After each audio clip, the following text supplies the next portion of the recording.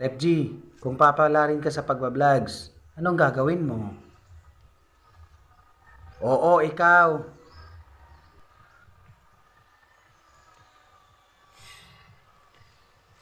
Yayakapin ko ang mga maliliit na vloggers.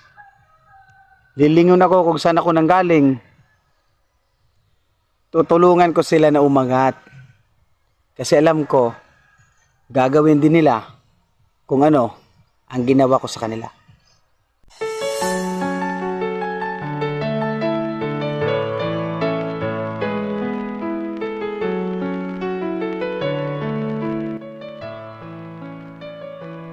Yo, Rev G mga ka-vlogs! Thank you very much nga pala kay Boss Idol.